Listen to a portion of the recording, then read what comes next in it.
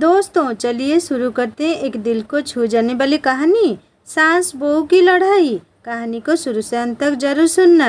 अविनाश, तुम कब मेरी बात सुनोगे? आखिर मैं तुम्हारी पत्नी हूँ। काव्या ने गुस्से में अविनाश से कहा। अविनाश बिना बोले घर से बाहर निकल गया। अब ऐसा हर दिन होता है। काव्या अपनी सास सुलोचना जी की बहुत इज्जत करती थी, लेकिन सुलोचना जी हमेशा उसे नीचा दिखाने की कोशिश में लगी रहती थी। आज भी वही काव्या ने सुबह जल्दी उठकर नाश्ता बनाया। अविनाश को सूजी का हलवा बहुत पसंद था, इसीलिए उसने नाश्ते के साथ हलवा भी बनाकर सभी को परोस दिया।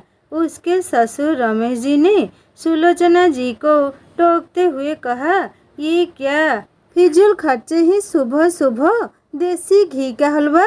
सुलोचना जी ने काव्या को डांटते हुए पूछा, क्यों बहू, ये देसी घी क्या तेरे मायके से आया है? माँ जी, वो इन्हें हलवा बहुत पसंद है, इसीलिए थोड़ा सा बनाया है। यह कहकर काव्या अविनाश की तरफ देख रही थी। शायद वो कुछ बोले, तभी सुलोचना जी ने कहा, मैं सब जानती हूँ, मेरे बेटे का बहाना करके खुद खाने का मन होगा। अविनाश चुपचाप नाश्ता करते रहे।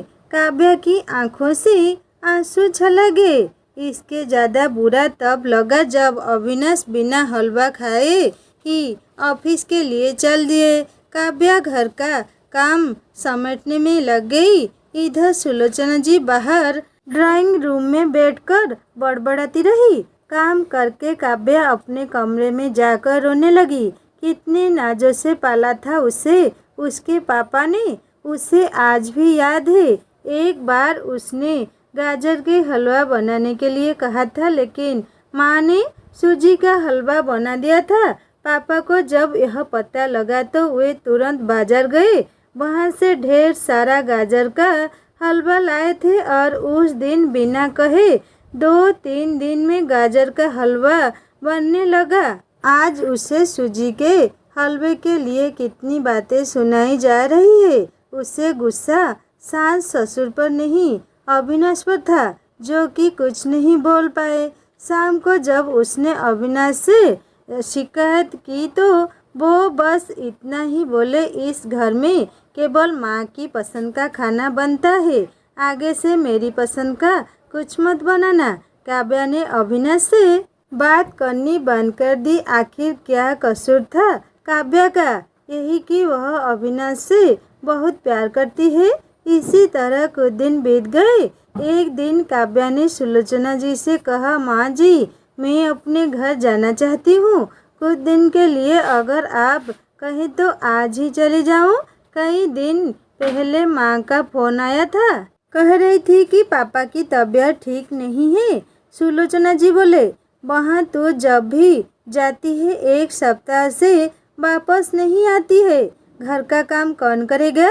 तेरे ससुर और मेरा बेटा शाम को थक हार कर घर आएंगे, यहाँ उन्हें खाना भी नसीब नहीं होगा। मुझे तो चक्कर आ रहे हैं, मैं खाना नहीं बना सकती। जाना है तो 1 दिन के लिए चली जा। काव्या मन मारकर 1 दिन के लिए पीहर पहुंच जाती है। वहां पहुंचकर उसे और भी आश्चर्य होता है। भाभी, मम्मी पापा कहाँ गए? काव्या ने घबरा कर पूछा। उन दोनों का घर में मन कहाँ लगता है? तीर्थ पर गए हैं, न जाने कब आएंगे। वैसे तुम कितने दिनों के लिए आई हो? क्योंकि मुझे भी अपने पीहर जाना है। संगीता भाभी का यह व्यवहार देखकर काव्या चौंक गई। क्या ये वही भाभी है जो उनसे बहुत स्नेह जताती थी? काव्या सोफे पर बैठी सोच रही थी। अच्छा, वो जो भैया ने मकान के पेपर साइन करा लिए थे, मैंने अपना हिस्सा छोड़ दिया था, शायद उसी साइन के लिए मेरे से प्यार जताया जा रहा था। काव्या उठकर खड़ी हो गई। भाभी, मुझे कुछ काम याद आ गया, मैं फिर आऊँगी, कहकर वह तेजी से घर से बाहर निकल गई। पीछे से गेट बंद होने की आवाज़ से वह समझ गई कि उसके जाने से भाभी को कोई खास फर्क नहीं पड़ा। भारी कदमों से चलते हुए वह मंदिर पहुंच गई। क्योंकि शाम से पहले यदि ससुराल जाती तो सुलोचना जी उससे कई सवाल करती। मंदिर में जाकर उसने भगवान के दर्शन किए, बस न कुछ मांगा न कुछ बोला। भगवान के चरणों में शीश नवाकर वह बाहर आकर बैठ गई। तभी सामने के पेड़ के नीचे उसे अपने माता पिता बैठे दिखाई दिए। काव्या भागकर उनके पास पहुंची। काव्या को देखकर उसकी माँ रोने लगी। बेटी तू यहाँ कैसे? पापा ने पूछा। वो छोड़िए, ये बताइए आप यहाँ कैसे? आप तो तीर्थ यात्रा पर गए थे। काव्या के सब्र का बंध टूट गया। उसकी आंखों से आंसू बह रहे थे।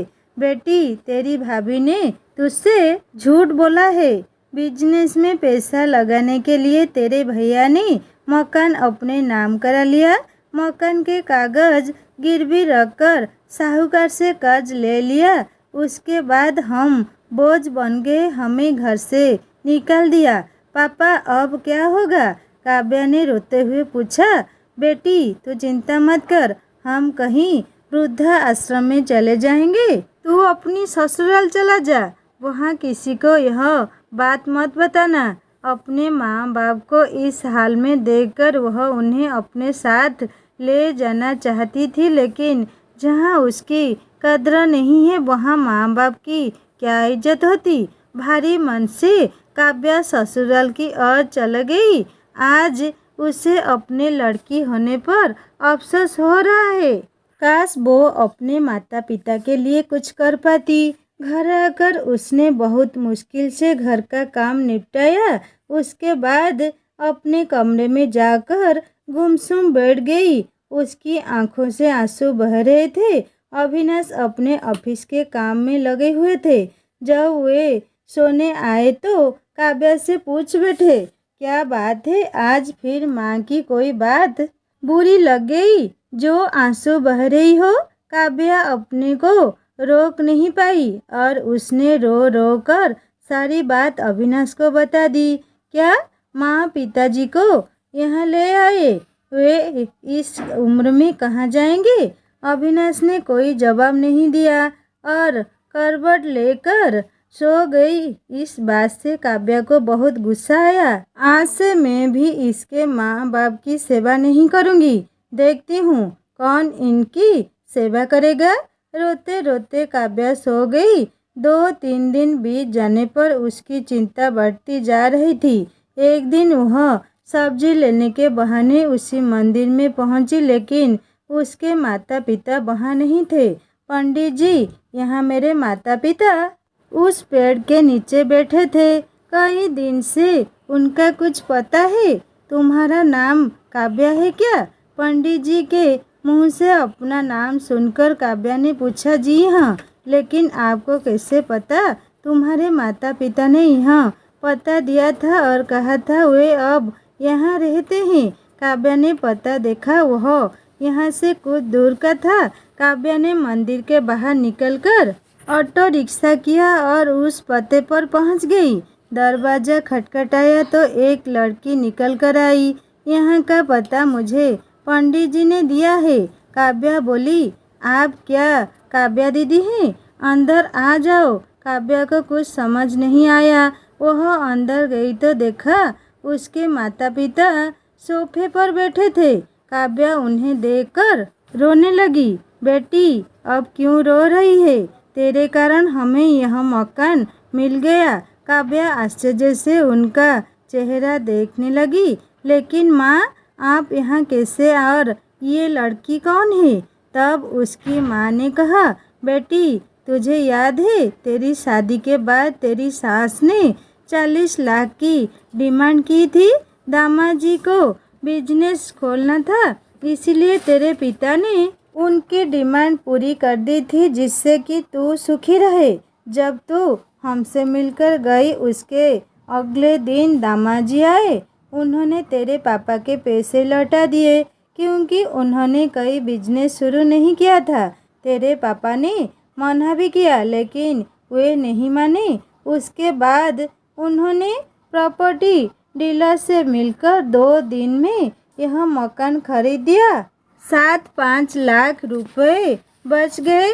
इससे उन्होंने ये लड़की नौकरी पर रखवा दी जो हमारी केयर करेगी। लेकिन माँ, उन्होंने मुझे तो कुछ नहीं बताया।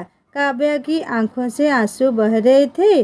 वह रोते हुए वहाँ से अपने घर आ गई। घर आकर वह सोच रही थी अविनाश ने कभी उसके लिए आवाज़ नहीं उठाई, लेकिन मेरे माता पिता के लिए इतना करने कर दिया जो कि कोई सगा बेटा भी नहीं कर सकता। रात को उसने अविनाश से पूछा, आपने ऐसा क्यों किया? अगर माँ जी को पता लग जाता तो क्या होगा? अविनाश का जवाब सुनकर काव्या रोने लगी। अविनाश ने कहा, जैसे तुम्हारे लिए ये माता पिता है वैसे ही मेरे लिए भी तो वो माता पिता है। मैंने पैसे लेते समय ही सोच लिया था कि एक दिन ब्याज के साथ सारे पैसे लौटा दूंगा, लेकिन जब बिजनेस शुरू नहीं हो पाया तो मैं इन पैसों को अपने पास रखकर सही समय आने का इंतज़ार कर रहा था।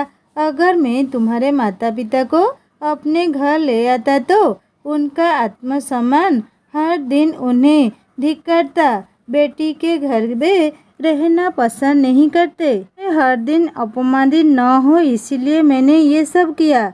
अविनाश, मुझे माफ़ कर दो। आज तक मैं तुम्हें गलत समझती रही। तभी पीछे खड़ी सुलोचना जी बोली, बेटी, वह पैसा हमने उधार लिया था वह तुम्हारे पिता की अमानत थी। मैंने और अविनाश ने पहले ही फैसला किया था कि ब्याज के साथ तुम्हारे पैसे लौटा देंगे। चल अब सो जा, सुबह नाश्ता टाइम पर नहीं बना तो अच्छा नहीं होगा।